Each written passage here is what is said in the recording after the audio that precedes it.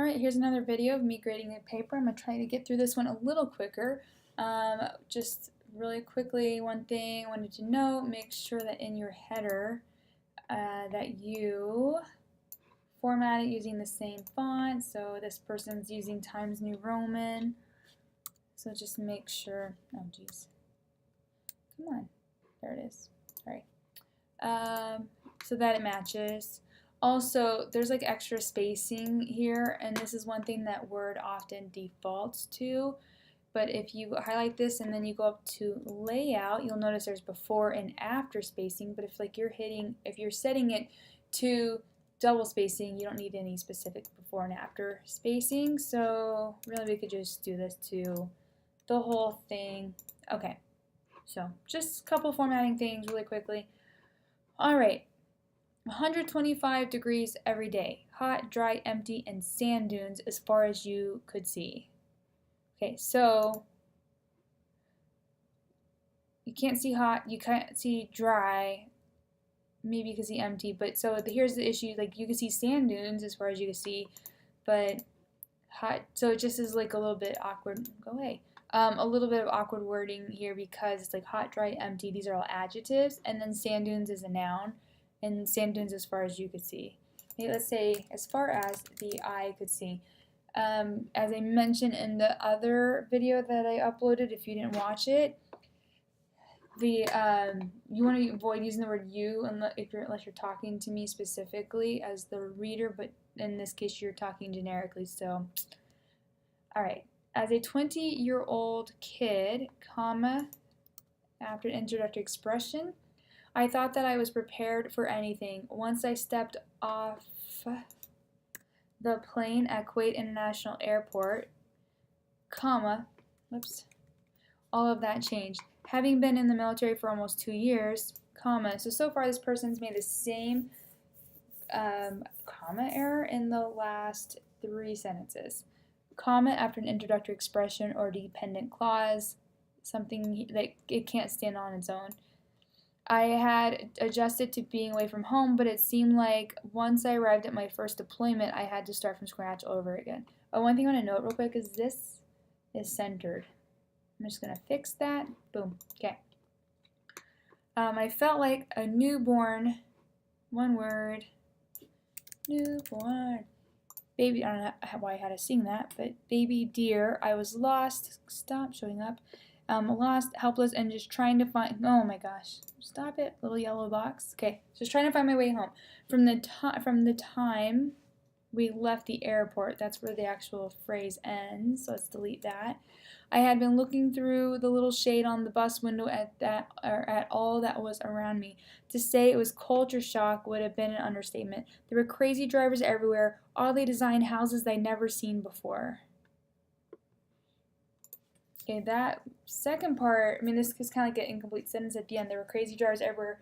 How about, oops. And oddly designed houses I'd never seen before. In an instant, all you see. Okay, so this is his experience. So he needs to be talking about from his point of view. That little yellow box is killing me. I don't know why it keeps showing up. So in an instant, all I could see was nice houses, cars, and stores, but the farther we drove, comma, the emptier it got. Once arriving on base, it was like corralling. I think you mean corralling. Now I'm like questioning my, over on a separate window that you cannot see. Corral. Yeah. All of a sudden I cannot spell anything. Corral. Why am I so confused? Gather. Yeah, okay. Maybe it's the second L that kind of got me. Okay, anyway, sorry. Had a little lapse in thought there. It was like corralling cattle to get everyone settled in and up to speed. So everyone settled in and up to speed on everything. After we went to our respected work areas, mine at the time. Okay, kind of listen to this. After we went to our respected work areas, mine at the time was on the flight line. That is in a complete sense because I'm like, okay, cool, what happened after you went to your respected work areas. So, and then this is just really an interruption, which you can have an interruption in a sentence if you want, and you put it with commas around it, but I'm just going to do this. After we went to our respective work areas, mine at the time was on the flight line, comma, I felt as though I was having to learn my job all over again. It didn't take me long to realize this was going to be a long 7 months. Between the heat and the work hours, it took me a good few weeks to adjust. Communication with the host nation was almost non-existent. They could understand my hand signals better than my English. Over time, I eventually built relationships with the workers I was around every week or so. So you built the relationship every week or so, or you were around the workers every week or so? I mean that the second is, it sounds like, or the way you have worded is that you were around them every week or so, like you weren't with them consistently, and maybe that's how you meant it, and that's how you said it, so it's completely fine, but I'm just tossing it out there. If you didn't mean it that way, then that's how you said it. The smallest gestures of a Pop-Tart. So that's actually like a name of a specific food. It's a brand, kind of like Kleenex instead of tissue. So we're going to capitalize the P. Pop-Tart from the chow hall to... the smallest gestures of a Pop-Tart from the chow hall to made their day. Ooh, let's get rid of the word to. Made their day. All the new challenges I thought were going to be hard to get over started to come easy. After I got over the homesickness, weather, sand, not so appetizing food, and the feeling of being confined, everything seemed to start moving smoother. Smoother. Why am I singing everything? As the number of days started to drop lower and lower, the base began to feel more like new home, like a new home. Okay, so these words are words that, and like this smoother, smother, right? These are things that's so easy to miss because our brains do not read every single word. They don't read every single letter, and especially when it's your own writing and you've read it a gazillion times, your brain's smart and knows what to fill in. It knows what it should say, so your brain doesn't even see that. So watch out. That's one reason why I recommend students proofread their papers sentence by sentence, not line by line, sentence by sentence backwards. And what I mean by that is you would start at the bottom of your paper, but I'm just going to use this paragraph example since we're here, and you would read this sentence first. And then you would read, that yellow box, this sentence second.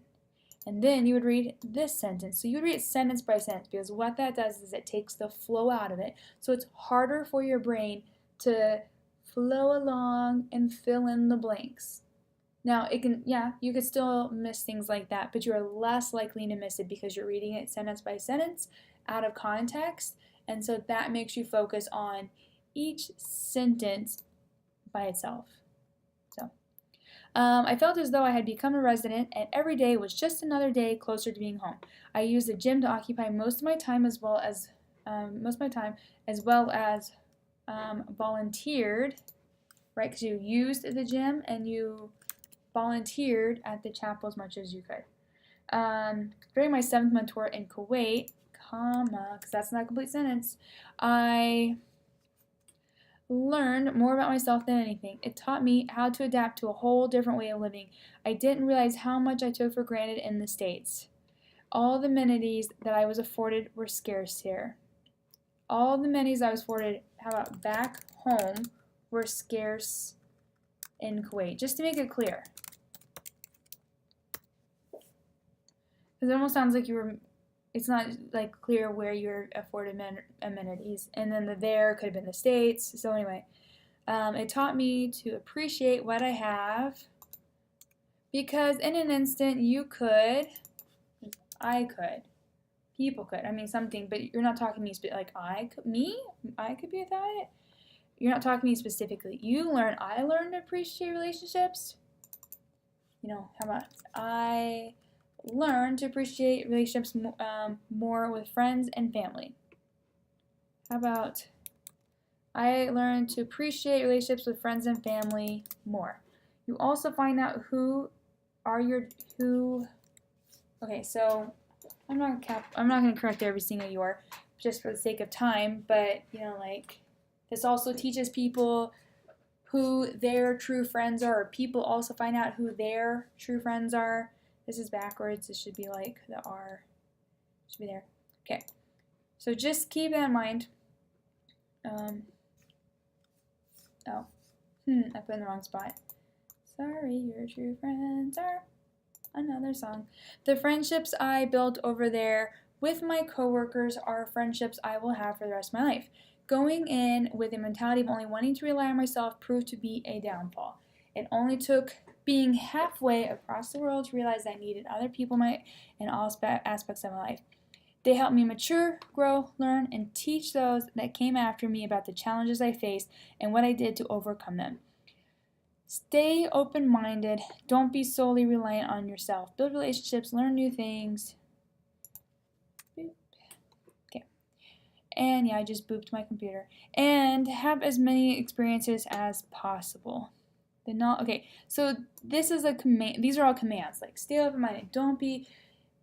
So, but it goes from like you're talking about things that you learned. So you could maybe say something like leading into this, like Got me to mature, grow, learn, and teach those who came after me about challenges that I face and why they overcome.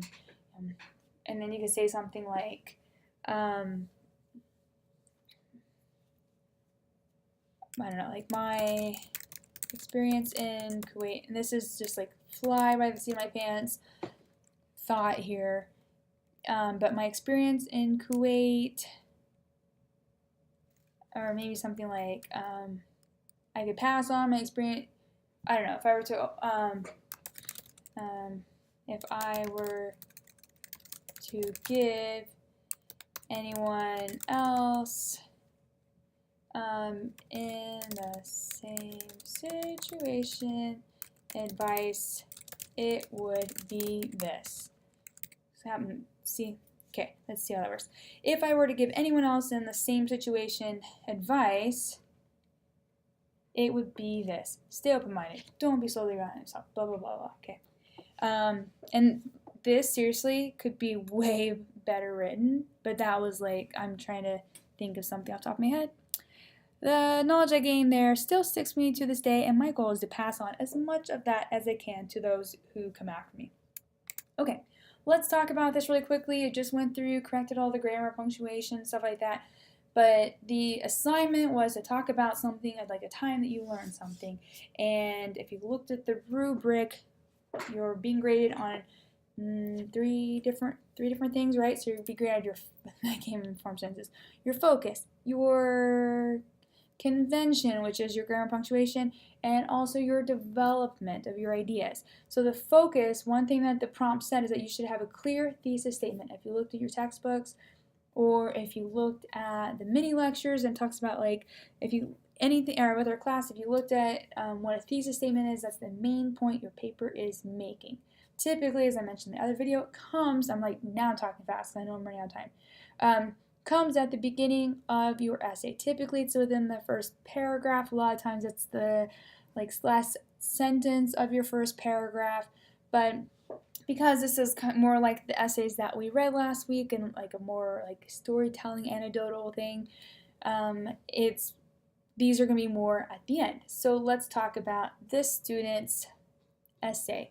He starts out talking about I like the attention getting introduction, just the description, drawing the reader in, giving the reader a chance to kind of think about things through his point of view and put themselves in that position, and then the things that he learned, and then he concludes his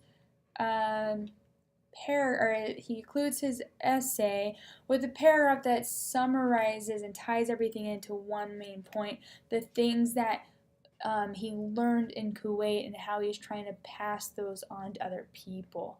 So I would say he did a good job of making a solid point. And if you look at the other video, that one was similar in that it gave a great description at the very beginning, but the concluding paragraph was really generic, whereas this one was more specific to making a point about the story that he just told. Cool, hope that helped.